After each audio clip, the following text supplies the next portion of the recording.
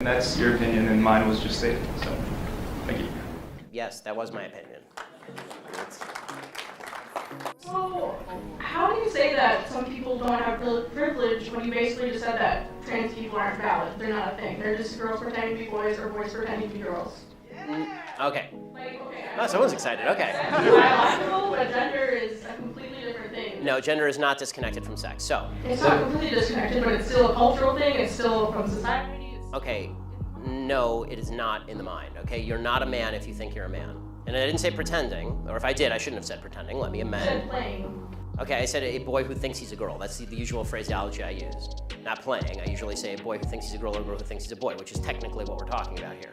As far as the actual psychological issues at play, it used to be called gender dysphoria or gender identity disorder. Now they call it gender dysphoria. The idea that sex or gender are malleable is not true. Okay, and I'm not denying your humanity if you're a transgender person. I am saying that you are not the sex to which you claim to be.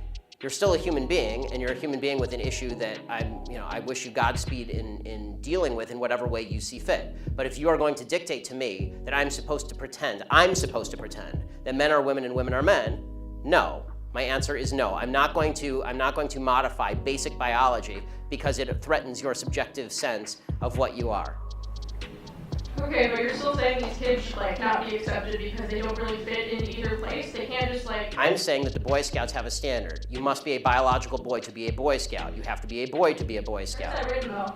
Okay. In the name Boy Scouts.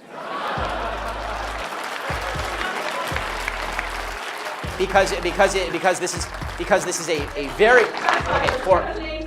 because for all of human history, boy meant boy and girl meant girl. Boy did not mean girl. People are breaking those things like culture. And if I call you a moose, are you suddenly a moose? Okay, if I redefine our terms. No, yes, that's right. Men and women are a completely different thing. This is true. Have you ever met a man or a woman? They're completely different. It's a completely different thing. You can't just say you're a cat. It's not a thing. It's genders. It's not saying you're. Okay, why is that? I don't understand. Why? Okay, let me ask you this. Okay, I won't ask you how old. I will ask you how old you are. Okay, because you're young enough that it's probably not insulting to ask you. So. I'm 22, so I'm probably young and naive, right? No. Why aren't you 60? Why aren't you 60? And why can't you identify as 60? What is the problem with you identifying as 60? It's not the same as gender. You can't just. You're right. Age is significantly less important than gender. You can't magically change your gender. You can't magically change your sex. You can't magically change your age. You can still legally change it. People recognize. You can't legally change your age, by the way. Obviously, you can change your name, you can change your sex, you can change your identity. Just because you can do things legally doesn't mean that they are correct biologically. You could do lots of things in the past that were incorrect biologically and correct legally. For a long period of time in the United States, sterilization of the mentally ill took place. That didn't make it okay. Skinner versus Oklahoma. Justice Oliver Wendell Holmes wrote the decision. Right. I still don't understand how you're accepting these children that are. It's not a matter of open-minded and accepting. I want them to get treatment that they see fit, but that's not involving me. The idea behind the transgender movement as a civil rights movement is the idea that all of their problems would just go away if I would pretend that they were the sex to which they claim membership. That's nonsense. The transgender suicide rate is 40%. It is 40%. And according to the Anderson School at UCLA, it makes no difference. There's a study that came out last year. It makes no difference, virtually no difference, statistically speaking, as to whether people recognize you as a transgender person or not, which suggests there's a very high comorbidity between transgenderism, whatever that mental state may be, and suicidality. That has nothing to do with how society treats you. Do you think it could be because of they're bullied at school? No, I don't think that. I do not think that the discrepancy. First of all, I'm against bullying of any sort. Okay, the idea that somebody would beat somebody up is terrible. Okay, as somebody who's viciously bullied in high school, I'm not a fan of bullying. But the idea that the normal suicide rate across the United States is 4%. The suicide rate in the transgender community is 40%. The idea that 36% more transgender people are committing suicide because people are mean to them is ridiculous. It's not true, and it's not backed by any science that anyone can cite. It is pure conjecture. In fact, it's not even true that bullying causes suicide, according to a lot of studies. For example, in the black community, where the idea is supposedly that America is a racist society, blacks are bullied a lot. Okay, in the black community has significantly lower suicide rates than in the white community. In fact, in third world countries, the suicide rate is significantly lower than in first world countries. Suicide actually seems to be a privilege of the upper classes, if you actually look at it from a financial perspective. So the idea that suicidality is directly a result of people like me saying, no, men are not women and women are not men, it's not true. It's also... Do you think it doesn't impact their identity at all, or their depression, or how they feel about themselves? I think the idea that you're going to sacrifice the entire society's proper definition of sex because you think that there is in legal terms, somebody with an eggshell skull, meaning that somebody who has a pre-existing condition that makes them more susceptible to criticism, that is not a way to run a society. You can't sacrifice truth because some people are going to actually suffer because of the truth. Plus, there's no evidence whatsoever that the suicide rate would go down in the transgender community in any marked way if people just started pretending that men were women and women were men. But the thing I hate about them the most is that they're making it harder for us to laugh. One of the things that people will tell you when they visit places like North Korea, or people will tell you when they lived through authoritarian regimes, is that the first thing to go when a dictator takes power is humor and satire, because it's a risk. It's a risk to the autocrat in power. One thing is, my friend is I have a magazine editor friend who's sort of a Milo fan on the DL, you know, because you can't say it in public if you work in the media. But, and he says the thing that dictators and authoritarians hate the most, and this is why I know you're right, is the sound of laughter. It's people having fun. And this is why Seinfeld and Chris Rock won't play colleges anymore. America's most successful comedian in history, and a hilarious black guy who you would think get a pass for everything. Their rules, not mine. I mean, won't play colleges anymore. They're telling me what I can find funny. Well, that isn't funny. I find AIDS quite funny. I find Islam quite funny. I find all sorts of things that I'm not supposed to... What's that? Aloha Sniper, yeah. I find trannies quite funny. I mean, all these things are inherently very entertaining, but we're told that we can't laugh about them because we're offending someone. Oh.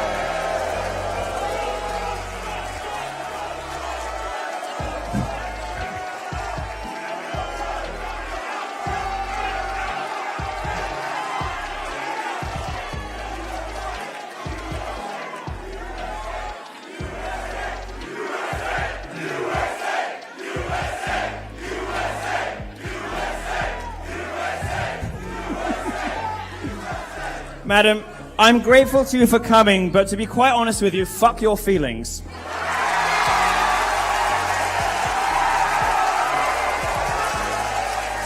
Police and black communities have had historically a system of domination upon them. So you're telling me they've been protecting, the police have been protecting laws and policies to uphold the state. The state has in turn dominated and controlled my people into oppression in all different levels.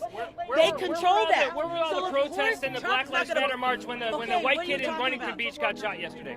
What are you talking about? Where was the Black Lives Matter when a white kid got shot? What I'm saying is, where were all the protests when the white kids getting shot are underreported in the media? Okay, more white people are killed by police than black people. Yeah, that's true. That's a statistic. That's a statistic. What? More white people are killed by cops than black people. That's a fact. That's a fact. Yeah. Do you not understand the problem? What's going on? Oh, I went undercover with Antifa and BAM. I'm Rick Wright from the Red Elephants. So if you guys are interested in an interview, then yeah. Oh, sure. So let's talk to you right now. No. I Okay. understand your argument. Just 1 minute though. Hold on. Blacks are mass incarcerated. You want to talk proportion? 13% of our population, black Americans, cause over 55% of the nation's crime. 13% of our population causes over three-quarters. Who gets to decide what is crime and what You isn't? want to talk proportion? That's why they're mass allowed- incarcerated. You want to also know why they're mass incarcerated? 72% of black babies are born without fathers. And I didn't say it, Obama did. If you're fatherless home, you're 5 times more likely to turn to a life of crime. That's why they're mass incarcerated. That's not why? some conspiracy theory that the white man's holding you down, because that equates to the conspiracy theory of the alt-right that Jews are holding white people down. It's not a That's fact. insane. It's not a fact. You want to argue proportion? We can argue proportion and statistics all day long. Because This I is just crazy. shut your You conspiracy shut- theory down. It's not a conspiracy theory. It's historical narrative. All you have to do is walk in a classroom and understand You this. couldn't even give me a All you quote have of to do. anti-black rhetoric by Trump. You just said it's not about quotes. I talked it's about how it euphemisms. feels. We're not talking Does about any, feelings. No one gives can a fuck anyone about walk your around and feelings. memorize Trump quotes Most in their of head? America cares Does about anyone that. do that? Oh, maybe because you're a Trump. Because you're a Trump supporter. No, he Can just you memorized memorize? a bunch of statistics. It's called studying. If you're It's gonna make not an argument, you should probably study before you try to make an argument. Who doesn't study for a test? You fail if you don't study for a test. It's A pretty test simple. about who? About life. If About you're gonna go life. and make arguments, What and then are you should arguments? probably. You were just trying to say all this sorts of arguments country with is him. historically He brought up- anti-black. You tried that to it's bring up systematic statistics and institutionally. proportions. He argued didn't. statistics He and said that proportions, we and you make couldn't it- make one point. He said white people are more likely to die by police than black people. Why is that? How much are we compared to the United States in terms of white people? What's the population of If but there's- why? if- How many white people are there compared to black people? It's not. That's already corrected for population. It is by police encounters. Yes. No. So in other words, if you have 100 black police encounters, 100 white police encounters, and one ends up in death, then the whites would have 3 more than blacks. That's the statistics. But I mean, I guess that means I win the argument. All right, so it looks like you won that one. So This week, Donald Trump released his new tax plan, which was immediately shot down by his political opponents on the left. But what would those same people think if they were told that that tax plan was actually Bernie Sanders' plan? Today, we're at George Washington University in Washington, D.C. to find out. What were your thoughts on Trump's tax plan when you saw it? It's better for the upper class than anyone else. Pretty much a horrible for the middle class, especially the lower class. I mean, not ideal. It's probably not the most efficient nor beneficial to the general populace. Pretty negative. I feel the same. Yeah. So Bernie Sanders came out with his plan. Some people call it the compassionate alternative.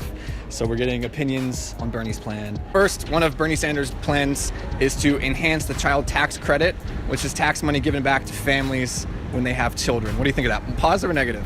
Positive. All right. Same. I was a social worker, so I understand how important tax credits like that are. Parents that have children go through a lot, and I think giving back money to them really, in turn, helps the children. I think that's great. I think that's positive, definitely. Positive, definitely. Next up, eliminating the death tax. So when people die, it's a large tax on their estate that goes to their family. What do you think of that? I think that's definitely something that we should be doing. I do think that's a good idea because I'm from New Jersey and we used to have like a really heavy inheritance tax. I'm in favor of that. I would say more positive. I think I agree with that. Bernie is planning to lower the small business tax rate to a maximum of 25%. I think that's a positive or negative? I definitely think that's a positive. I feel very positively toward that. My family has a small business, so I would definitely think that's a positive thing. Taxing them less makes more sense. Any way we can help small businesses work and thrive, it's definitely something that's beneficial for the country. I think that would be great. Overall, main idea of the plan, what do you think? Bernie did a good job, bad job? I think overall, good. Okay. Yeah. Yeah, good job. All right. Good job, Bernie. I think it's definitely a good plan, a positive plan that can help everyone. I think it's pretty good. Definitely better than whatever Trump is proposing. I would make that leap right there. Got it. So What if I told you this actually is Donald Trump's tax plan, not Bernie's? you got me. It is. It's Trump's plan. Hello, darkness, my old friend. All of these are actually Trump's ideas. This is actually Trump's plan. Lots of Wow. Wow. That's interesting. Wow. I am shocked that I do agree with Trump on certain things. Okay. Interesting. I'm definitely happily surprised that it's sounds a lot better than I would have expected it to. I would have imagined he would be a little more stupid than that. Okay. So, but it's not a stupid plan? No, I don't think so. I think if you said it was Trump, at least for many people, it would be more opposition to it just because it was Trump. It could be a policy of giving me ice cream, but if it's Trump, I'd be like, what's in that ice cream? I definitely think there's an initial bias. I mean, I've done it myself. I'll just hear the word Trump and I'm like, oh. I definitely think that's something to need to be looked over. People, once they hear Trump or Republican, they become oh, they stop no matter what. I think people definitely hear the name and start to think